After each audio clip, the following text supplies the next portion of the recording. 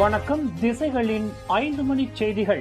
India Pakistan போர் பதற்றம் உச்சநிலையை அடைகிறது.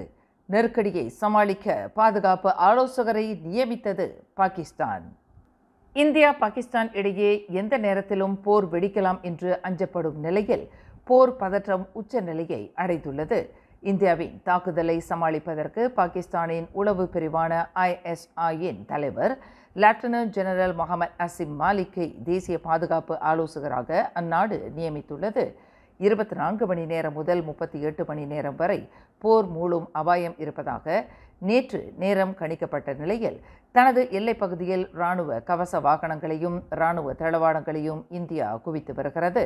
India Jammu Kashmir மாநிலம் பஹல்காமில் கடந்த வாரம் சுற்றுலா பயணிகள் மீது பயங்கரவாதிகள் மிக மோசமான தாக்குதலை நடத்தியதில் அப்பாவி மக்கள் 26 பேர் கொல்லப்பட்டனர்.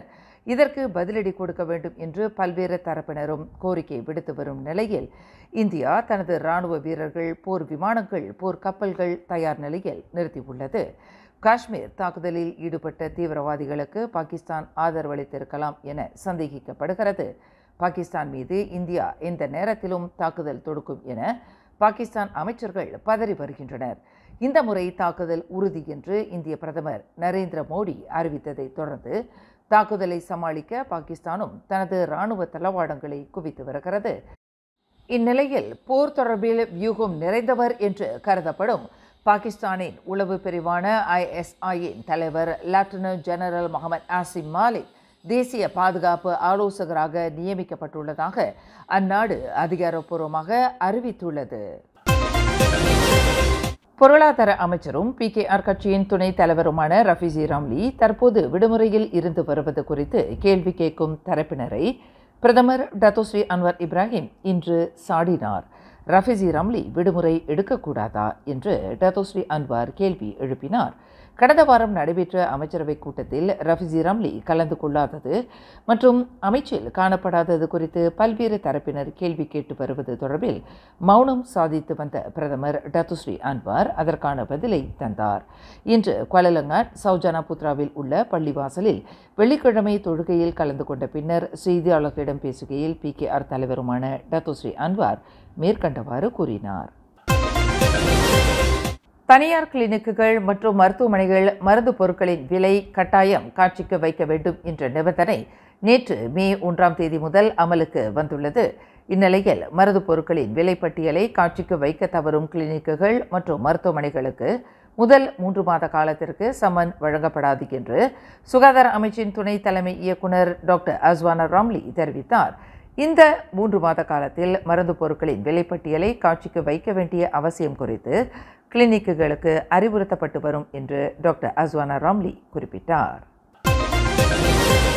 கார் நிறுத்தும் இடத்தை கைப்பற்றுவதில் 2 ஆடவர்களுக்கிடையில் ஏற்பட்ட வாய்ச்சண்டை கைகலப்பில் முடிந்தது.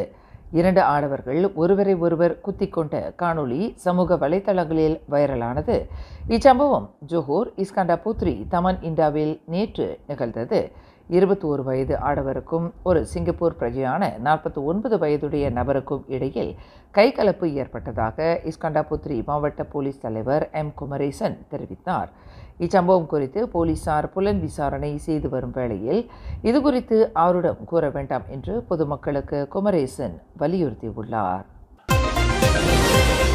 நாட்டில் இன்னும் பதிவு செய்யப்படாமல் நில சர்ச்சையை எதிர்நோக்கியுள்ள பழமை வாய்ந்த ஆலயங்களை பாதுகாக்கவும் அவற்றை பதிவு செய்யவும் நில சர்ச்சைக்கு தீர்வு காணவும் அந்தந்த பகுதியில் உள்ள சட்டமன்ற மற்றும் நாடாளுமன்ற உறுப்பினர்களின் ஆதரவையும் உதவியையும் நாடுமாறு ஆலய பொறுப்பாளர்களுக்கு மலேசிய இந்து ஆலயங்கள் இந்து அமைப்புகளின் ஒருங்கிணைப்பு பேரவையான மஹிமா தலைவர் டத்தோ சிவகுமார் வலியுறுத்தியுள்ளார்.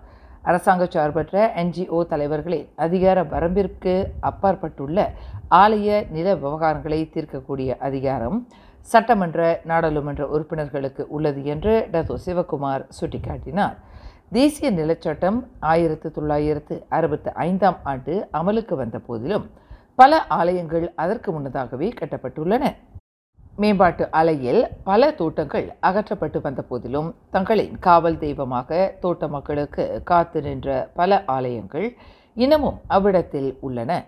அந்த ஆலயங்கள் பாதுகாக்கப்பட வேண்டுமானால் அவற்றை தொடர்ந்து நிலைநிறுத்த வேண்டிய அவசியம் உள்ளது என்று கருதப்படும் பட்சத்தில் இன்னும் 2-3 வருடங்களில் பொதுத் தேர்தல் வரும் நிலையில் ஆலய நில உரிமையை உறுதி செய்வதற்கு சட்டமன்ற நாடாளுமன்ற உறுப்பினர்களின் உதவியை நாடுமாறு டத்தோ சிவக்குமார் கேட்டுக்கொண்டார்.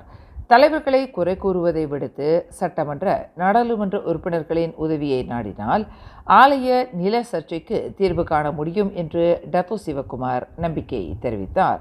நேற்று மே 1 தொழிலாளர் தினத்தில் பத்துமலை திருத்தலத்தில் நடைபெற்ற கந்தசஷ்டி கவசம் பாராயணம் நிகழ்வை தொடக்கி வைத்த பின்னர் செய்தியாளர்களிடம் பேசுகையில் டத்தோ சிவக்குமார் மேற்கண்டவாறு கூறினார்.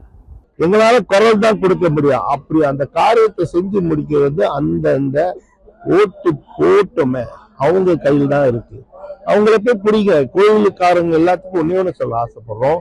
எங்களால முயற்சி எல்லாத்தையும் நாங்க ஏற்பாடு பண்ணி கொடுக்குறோம். ஆனா அப்படி இருந்தோட நீங்க அவங்கள போய் பிடிங்க.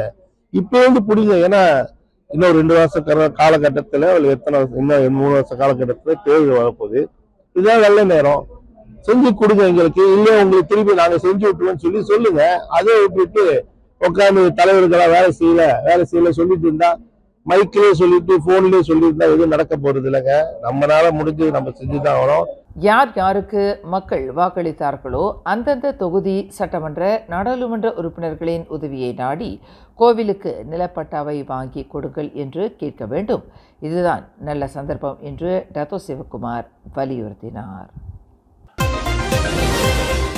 ஜோஹர் மாசாய் பண்டார் ஸ்ரீ அலாமில் கடந்த புதன்கிழமை பெண் ஒருவரிடம் வழிப்பறி கொள்ளை முயற்சியில் ஈடுபட்டதாக நம்பப்படும் 2 ஆடவர்களை போலீசார் கைது செய்தனர்.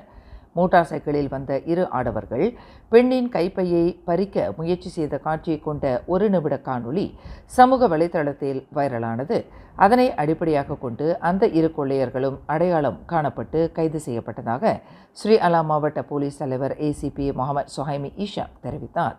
23 மற்றும் 35 வயதுடைய அந்த 2 ஆடவர்களும் நேற்று வியாழக்கிழமை மாலை 6:20 மணி அளவில் பிடிபட்டதாக அவர் குறிப்பிட்டார். மலாக்கா பர்னு புக்கெட் கஜேலில் 2 தலைகளுடன் பிறந்த ஆட்டுக்குட்டி இறந்தது. அந்த ஆட்டுக்குட்டியை காப்பாற்றுவதற்கு கடும் முயற்சிகள் மேற்கொள்ளப்பட்ட போதிலும் நேற்று பிற்பகல் 2 மணி அளவில் அது மடிந்தது. அந்த ஆட்டுக்குட்டிக்கு முறையாக பால் கொடுக்கப்பட்டும் மிக பலவீனமாக காணப்பட்டது என்று அதன் உரிமையாளரான 57 வயது அபுஷா ஹஷீம் தெரிவித்தார். அந்த ஆட்டுக்குட்டி பிழைப்பது கடினம் என்று மிக பலவீனமாக காணப்படுகிறது என்றும் கால்நடை மருத்துவர்கள் தெரிவித்ததாக அபுஷா குறிப்பிட்டார். மேலும் செய்திகளை தெரிந்து கொள்ள கீழே இருக்கும் பெல் பட்டனை அழுத்துங்கள். உங்கள் மகிழ்ச்சியை வெளிப்படுத்த லைக் மற்றும் ஷேர் செய்யுங்கள்.